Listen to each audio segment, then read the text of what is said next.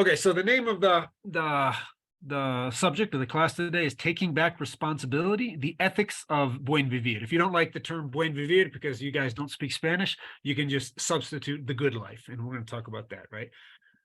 So what is the good life? What is Buen Vivir? Like I said, every indigenous culture, has similar conceptions, but the idea of Buen Vivir as a political concept started to take off, about 10, 20 years ago. It's rooted in the cosmovision or the worldview of the Quechua peoples of the Andes Mountains in South America. Their word for the good life is sumak kausai, which means good living or living well. And it describes a way of doing things that is community-centric, ecologically balanced, and culturally sensitive. That's kind of a basic definition we're going to dive into a little bit deeper. But like I said, I know that most of our students are not from South America or Latin America, but that does not mean that this concept, isn't rooted in your own cultures. I know very little about the Middle East or very little about Africa. But I do think, from what I've heard from others, that this idea of a rooted way of living that is culturally sensitive, that is rooted to the land, that embraces limits, is kind of like a pan-indigenous concept. It's something that every place-based people and territorial-based people tend to share. One of my great-grandparents, or my biological grandfather, was Anishinaabe, which is an indigenous group in northern Michigan, northern North America, and in southern Canada. And we have a concept which is called Minobima de Zuwin, which is very similar to Buen Vivir, or the good life. And what it essentially says is Minobima de Zuwin is to live a life that is balanced in connection with family, with the community, and the land. It's an intentional path for how one chooses to navigate the world and how we understand and embrace the connectedness of all life, and how that creates obligations and duties for how we respect this fundamental interconnectedness. This is a definition that was given to me by an elder from the Anishinaabe people. But at the same time, that same description could be shared with me by an indigenous person from the Maya Shield people. And I imagine, in your own cultures and your own, places of communities, I'm sure that indigenous peoples there have and continue to live out this idea of Buen Vivir. Another thing that I think is important is that this idea of a living well through interconnectedness, living well through belonging to place, through considering ourselves as a part of something larger than just ourselves, is fundamentally opposed to Western notions of progress and well-being. So I think about the West, what is that? I think, we can consider the West as, something arising out of the Industrial Revolution. If you want to go further back, the Enlightenment period of, scientific endeavor in Europe that then spread to the New World in North America today, and which today has essentially colonized or homogenized, large portions of the world, especially urban centers in virtually every country. But there's this idea that progress, technological development, further comforts, and consumerism is equivalent with well-being, is equivalent with happiness. So in English, Buen Vivir loosely translates as good living or living well. But this idea of good living, when we say it in English, from a Western conception, it doesn't tie into this idea of Buen Vivir. Because sometimes I think of the term "return to the land" as kind of like a term that's used in English. Returning to the land, get back to the land. Yeah, as I said, Buen Vivir, like a literal translation of Buen Vivir might not exactly, do justice, because like I said, when we have the idea of what it means to live well, automatically have this conception of higher paying job, more consumer power, being able to buy the latest technological gadget. No, in like Dr. Lambert says, indigenous conceptions are about returning to land, appreciating the land, living well in community, understanding the ecological balance that is required. So yeah, with Buen Vivir, the subject of well-being is not the individual, but the individual in the social context of their community and in the unique environmental or territorial context where we live. So living well is directly connected to this idea of, our individual selves as part of a wider community of humans, but also a wider community of the land that sustains us, right? In my thesis, what I want to try and argue this morning real quick is that the indigenous concept of the good life is not only different, from this Western notion of progress and development, but is also a more ethical way of living, especially given the vulnerabilities that we face. If you just turn on the news today and you hear about war, you hear about climate change, you hear about biodiversity loss, all of these accumulations of problems and crises that we're facing, should lead us to think we might need a different civilizational paradigm. And I'm going to argue that, returning to the land, returning to this indigenous concept of the Buen Vivir, of the good life, is something that we should consider. So I'm going to talk about 4 ethical foundations for the idea of the good life. First of all, when we embrace this indigenous concept of what it means to live well, it forces us to move beyond individual identity. Number 2, the indigenous concept of the good life sees limitations in boundaries, restrictions, and restraints in a positive light. In English, when I look at these words, limitations, boundaries, restrictions, restraints, almost always they tend to have kind of like a negative concept or a negative kind of meaning attached to them. With indigenous populations of the world, not only are they seen as in a positive light, but they're seen as absolutely necessary. Thirdly, the good life imposes this idea of proximity or closeness or being connected to our actions and how we live as absolutely essential for making ethical decisions. And lastly, Buen Vivir exists within a chronological order that goes far beyond just the present moment. These are, a brief outline. I want to dive into all 4 of these a little bit deeper. And then I'd love to hear your all's ideas and critiques of this. So before we jump into the first one, why should we care about the Buen Vivir? Like I said, most of you all are not from Latin America. It might seem like a foreign concept. First of all, I think that indigenous people deserve respect, no matter where they're from.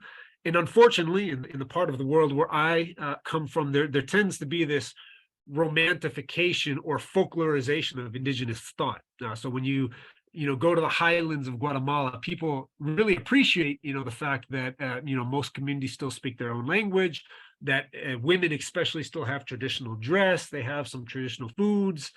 And those are certainly important aspects of indigenous culture, but we tend to overlook or ignore the fact that indigenous peoples have radically different thought ways, radically different worldviews, and these worldviews tend to challenge some of the fundamental concepts of Western civilization. So the idea of what is behind this idea of the good life, isn't just about, it's interesting because it's different, but it's a condemnation of some of the violence that exists within, this Western idea of development and growth and progress. And it's a testament to the resilience of Native people who continue to hold fast to alternative ways of understanding, alternative epistemologies, in different ways of relating to the world.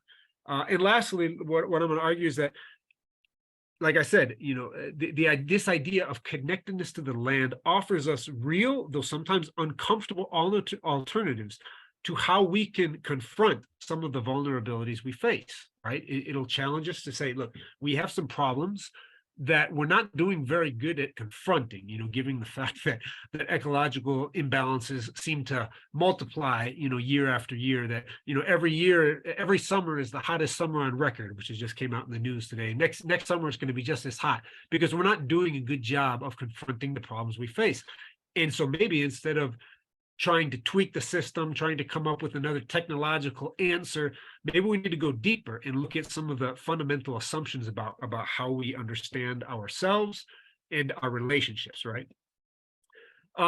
So what are some of the core tenets of the Western paradigm?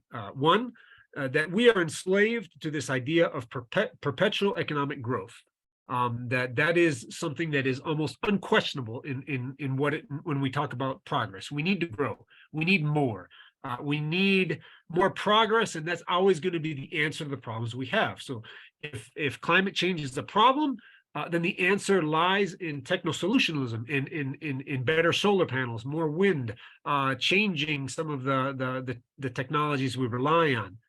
Beyond that, it's very, very individualistic. I think anybody who's grown up in an urban context or in a Western context know that the individual is the center of these ideas of growth. And lastly, that we have this capitalist neoliberal identity embedded into who we are. We are consumers before we are people.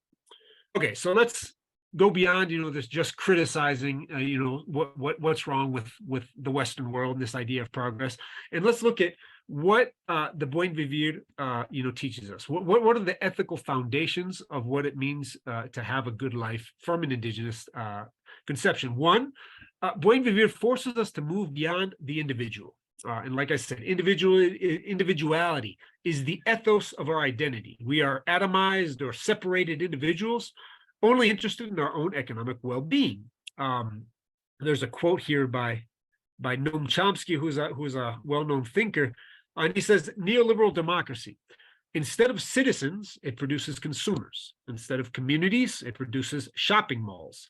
The net result is an atomized society of disengaged individuals who feel demoralized and socially powerless."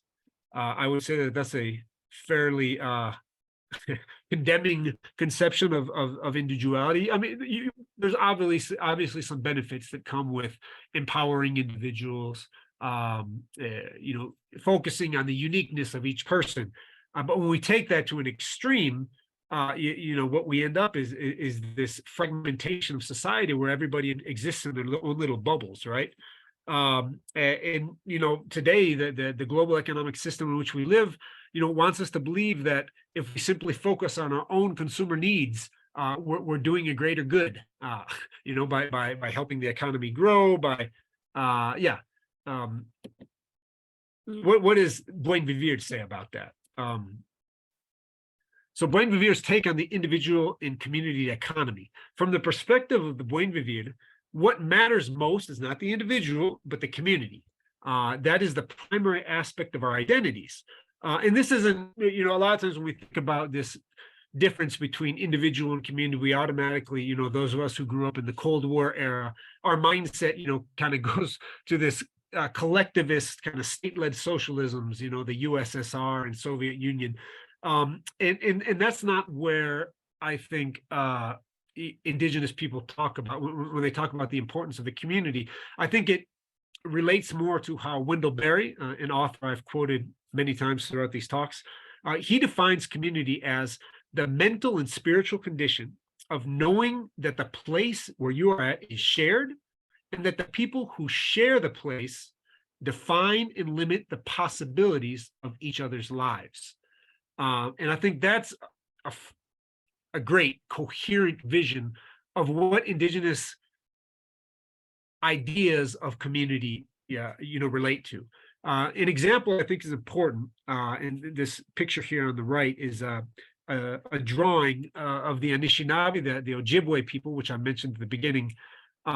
Young people, when they're between 13 and 17 years old, traditionally go on a vision quest. And a vision quest is essentially where the young person leaves the family, leaves the community, and goes out to camp somewhere in a mountain, sometimes in caves, out to a lakefront, but basically go off by themselves.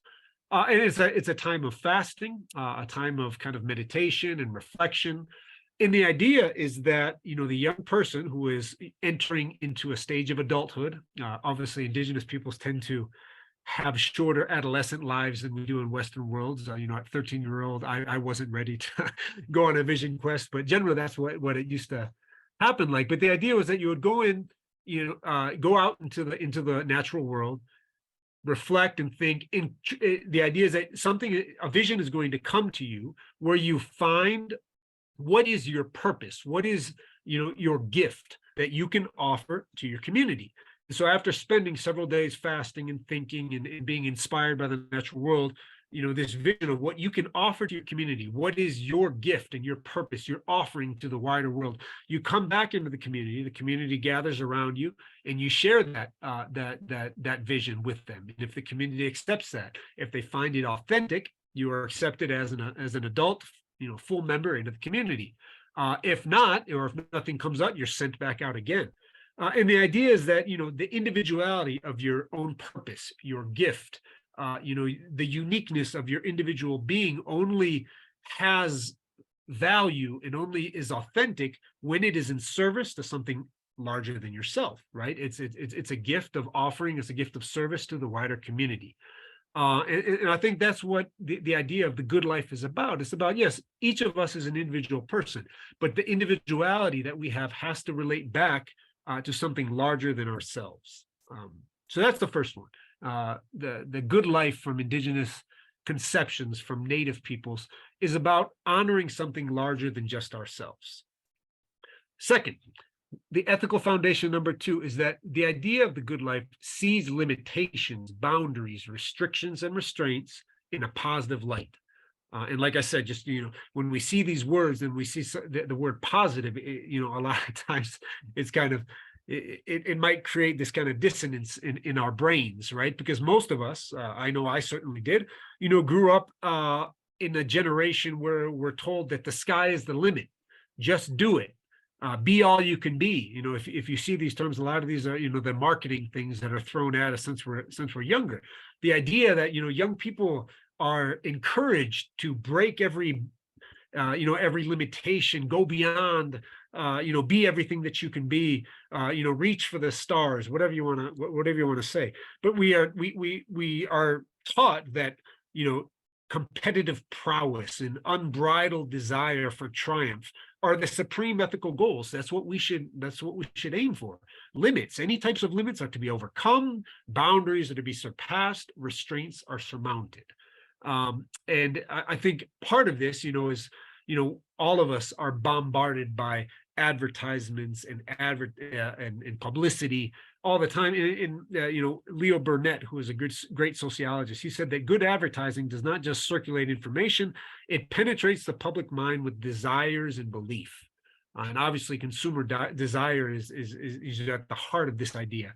But then also this belief that we are made to surpass. Today, some of the heroes of our society are Elon Musk and Jeff Bezos, and these types of technological gurus who are shooting us to the stars, helping us, to take humanity into outer space, the last frontier.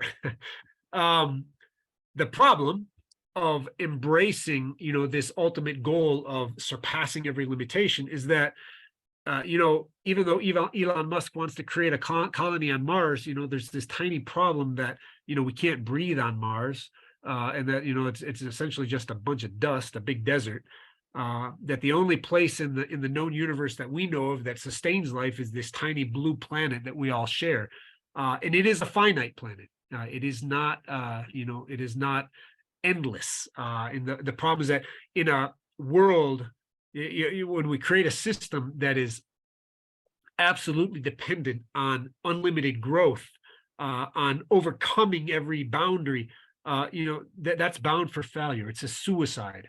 It requires inequality, obviously, because there's a limited amount of resources. And if everybody wants everything all the time, that means that large segments of the population have to do without. Just look at the statistics on growing inequality throughout the world, on how hunger is still such an issue. And I would also argue that this idea of having more, becoming more, doesn't necessarily put us on a path to any sorts of healthy creaturely life. A lot of times there's a lot of interesting research about how once you reach a certain economic threshold, a certain income, everything after that, your happiness levels does not, increase. Obviously, when you're hungry and you see your children are suffering, you're not going to be happy as well. But once populations generally, reach a certain level of economic integrity, anything after that doesn't bring more happiness, but tends to bring more anxiety, more mental health problems. You look at places like the United States, which have, one of the highest levels of income, but at the same time, it's also the country with the highest level of incarceration, the highest level of suicide, of substance abuse, et cetera, et cetera, et cetera. And so the idea is that we can live healthy creaturely lives within the limitations of the places where we live. And just like any organism, just like any plant or animal or bacteria or whatever it might be, there are limitations to the ecosystems where we live. And learning to subsist within those places brings greater happiness. That's where indigenous peoples who have always lived a territorial life, the idea that indigenous people never tend to have this pioneering mentality, which we in the West have. My part of my ancestry is from the Anishinaabe people. The other part of me is from old Europe, and my descendants from then, left Europe and came to the United States, and then they lived on the East Coast, and then they moved westward, always looking, to conquer new places, to achieve more. That pioneering mentality is fundamentally different from indigenous peoples. The Mayan Ixil people that I talked about have been living in one tiny valley, beautiful mountain valley, for 2,500 years. They've never moved. They've stayed in that place. The culture, their language, everything reflects the connectedness to this specific territory, right?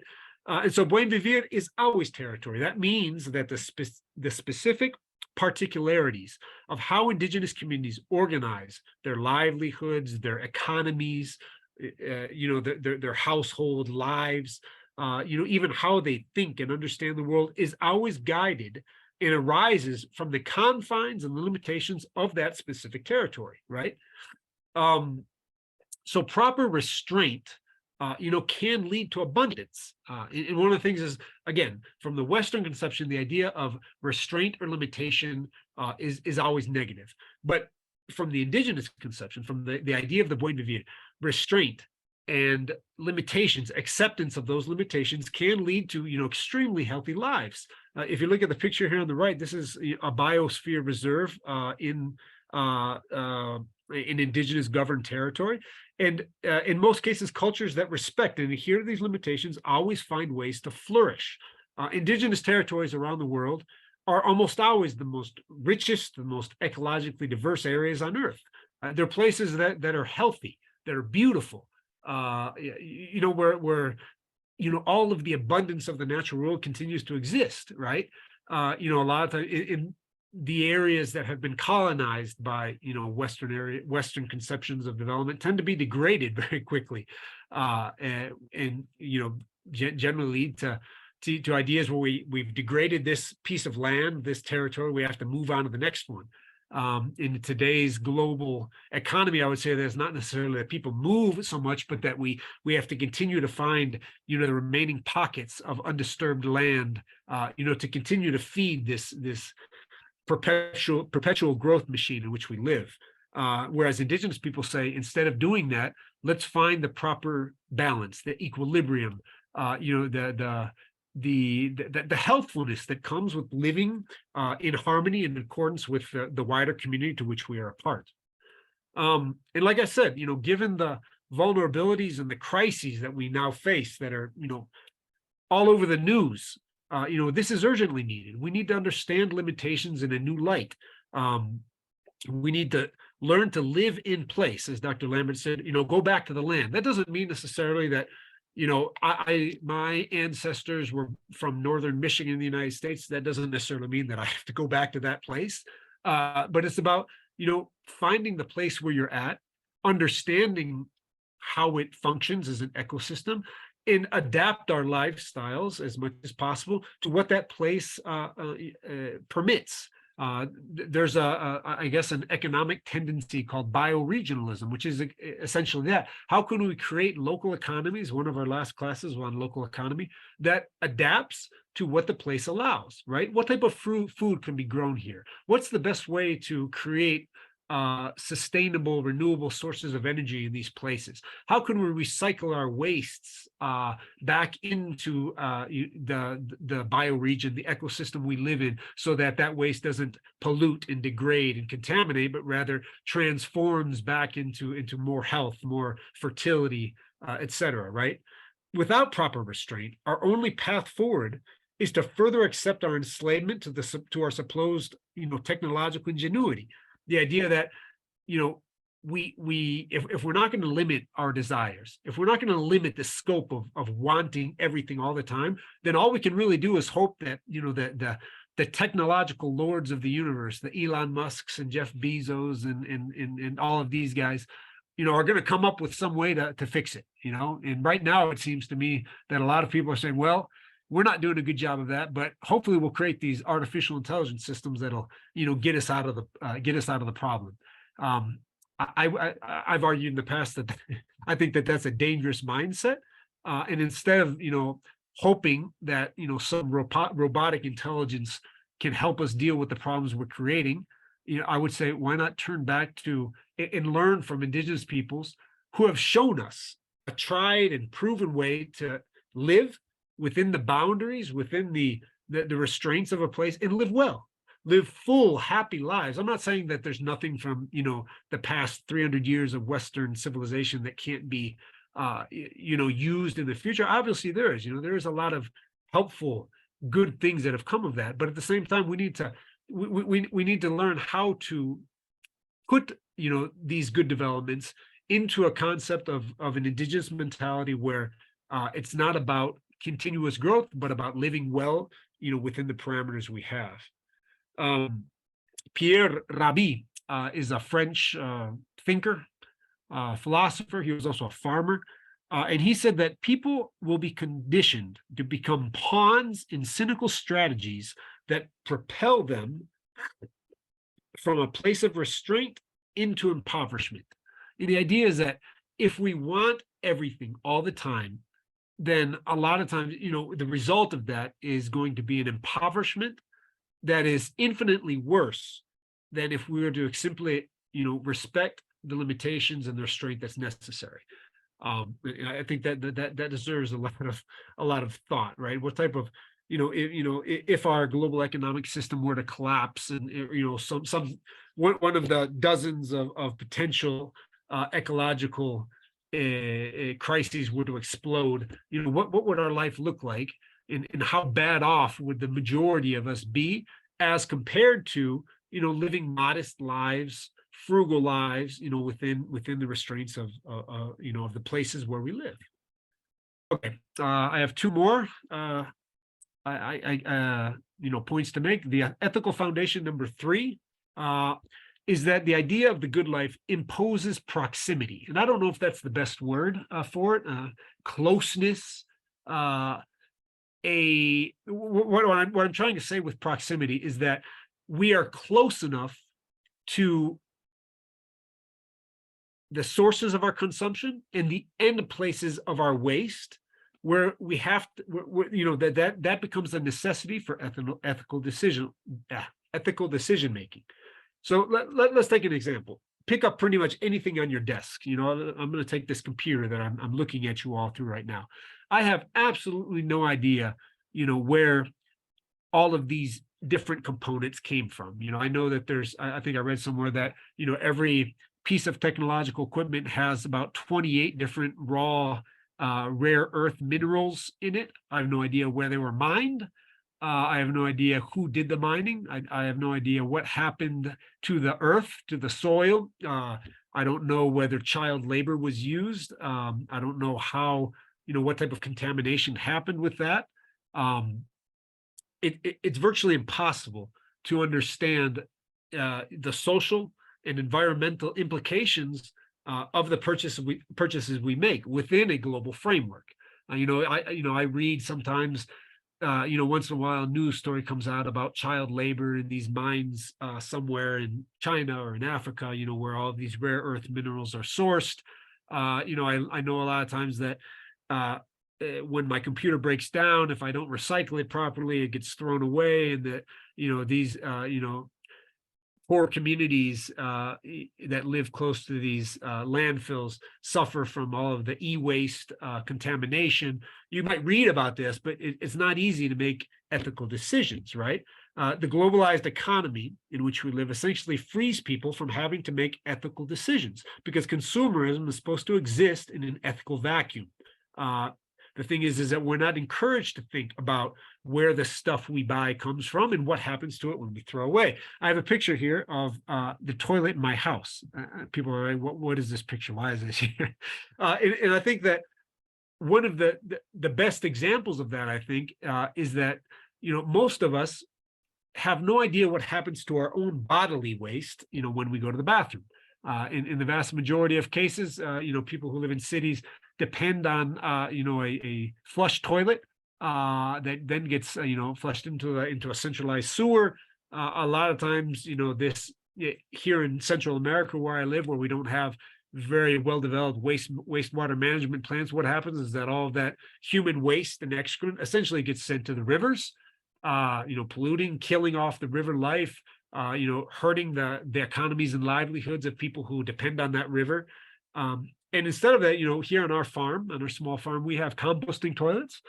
And it's always interesting. People are kind of freaked out about it, but at the most basic level, the idea of a composting toilet is that the waste that goes through my body, me and my family are required to deal with it, right? We have to, put in the work to compost it, to let it sit, let billions of microorganisms do their work to turn our waste into a fertile compost. Then we have to move that waste to our fruit trees, helping to create further fertility for future generations. But this idea of being intimately involved in how we deal with something as basic as our bodily waste is something that most people definitely don't want to be engaged with. It's something that we run away from. The long and complex supply lines of a global economy. If you look at this picture here at the bottom, between the raw material and the finished product or service, there are so many different complex components and parts that every decision we make exists within the remoteness or aloofness, which it makes it very difficult to live an ethical life. From the perspective of Buen Vivir, or the good life, the idea of proximity or closeness automatically exists because people live within territorial limitations. So for example, in this farm where I live, we don't have any centralized sewer. I suppose I could just dump all of our bodily waste into the river that flows, alongside our farm. But the idea is that when you live in an enclosed territory, you have to live with the effects of your economy, of your purchases, of your wastes, because the effects of all of these decisions are seen and felt first by ourselves, by the wider community, and by the ecosystem that sustains us. For example, with ourselves, if I am defecating near, my family's well, pretty soon I'm going to get sick, right? So you have to be responsible for what you do with your waste. If you can't just simply take the trash, out to the end of your driveway, so that all of your waste is taken to some plant, incinerator or landfill or anything like that. If you can't do that, then you have to think about, how I'm going to deal with the waste, how I'm going to properly source materials, so that I'm not creating, this environmental havoc. So I'm not creating public health risks, for my own for myself and my own family. When we live in proximity, our community is also involved. For example, if I'm cutting down all of the trees, where the communal spring is located, then the whole community is going to suffer, and reprimands will be taken. People are going to be angry about that because they see, the direct effects of what's happening.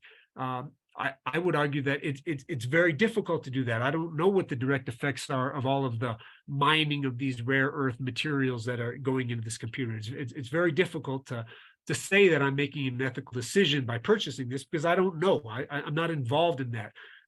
I can't say that I'm part of a community with children in China or Africa, wherever these minerals are being mined.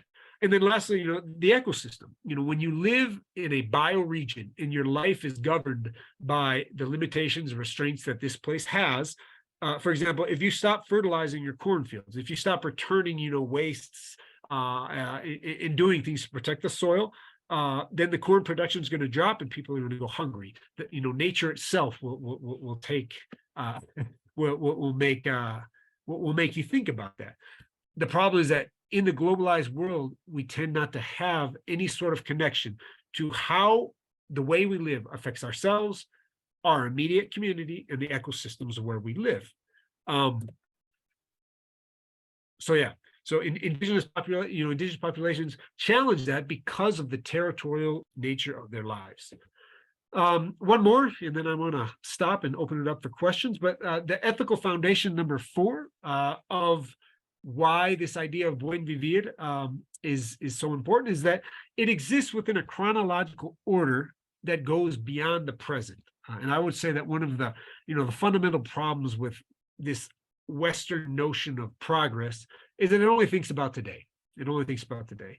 In the majority of almost every native or ancestral community, indigenous society around the world, there is a huge focus on the importance of the ancestor, the importance of prior generations.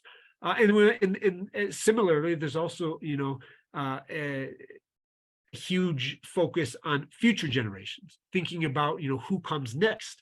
When I lived with the Mayan Ixil people, the family, the way that the family bathed was that there was a tiny wood-fired sauna, essentially.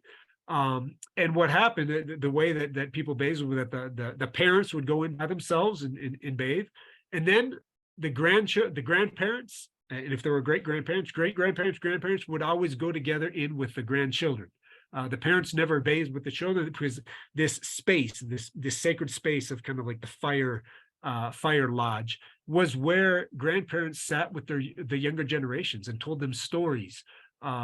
Talk to them about, some of the legends, some of the religiosity, and also some of the practical matters. It was a sacred space where past generations could pass on knowledge and wisdom and tradition to new generations. So, there was always this focus on the interconnectedness of the past with the future. Today, we tend not to think of that. A lot of times older people are shut up in asylums or not asylums, in nursing homes. And young people generally don't have this space of connecting with that. I think that our focus on the present it essentially shows that we don't have an ability, one, to respect all of the wisdom from the past, but we're not showing that we have a lot of ability to really think about what type of future we're leaving to future generations. I mean, you look at all of these interesting, I think, protests by people like Greta Thunberg and all of these young people who are saying we're worried about our future, and you guys are not doing a good job of thinking about what type of future we're leaving for us and our children. And I think that's a pretty strong condemnation, right? When our children and grandchildren are angry with us because we're not doing a good job. If you look at like all of the climate conferences that we have every year, there's all this discussion about we need to cut back on carbon emissions. We need to do this. We need to make this transition, but we're not doing it. And I think that shows that our focus on growth, our focus on the present, our focus on only looking at the supposedly important economic indicators, is problematic, and it's a condemnation of our inability to really think about what should be our most important ethical imperative, which is to leave a world that's inhabitable, to future generations. This is a picture here of an indigenous kind of retreat center in Michigan, of the Anishinaabe, and it's representing what we're going to talk about, the 7-generation principle, which is essentially the idea that every decision, every thought, every action that we make, we need to think about how that action is going to affect 7 generations from now. It's a beautiful piece of artwork, something that I like. But yeah, so what is the 7th generation principle? Well, first of all, our Western civilization, we've been robbing from the past by exploiting all of these natural resources, and from the future to quicken our lives with hapless comforts, conveniences, and amusements that really don't make us happy. The seventh generation principle, here's this, I don't know if you can see this here, but it says, in every deliberation, we must consider the impact on the seventh generation, people who come after us. Even in this second, a lot of times people, read this quote and we always hear about that. And, oh, it's so important to think about, how what we do is going to affect 7 generations from now. But this is a great law of the Iroquois people. And people tend to leave out the second part, which is, it's an old code that was written. And it says, we must consider the impact on the 7th generation, even if that requires having skin as thick as the bark of a pine. And I think that we purposefully leave out that second part, because having skin as thick as the bark of a pine, this directly opposes all of the guiding values of the world we live in today, where everything we do is about having greater comfort, more efficiency, more affluence, more wealth. But from the perspective of indigenous societies, if we're truly thinking about the future, that means accepting some hardship. That is important, maybe putting some limitations on all of the comforts and conveniences that we have, because we care about the place we live, we care about the future generations, we care about living a good life, we care about living well.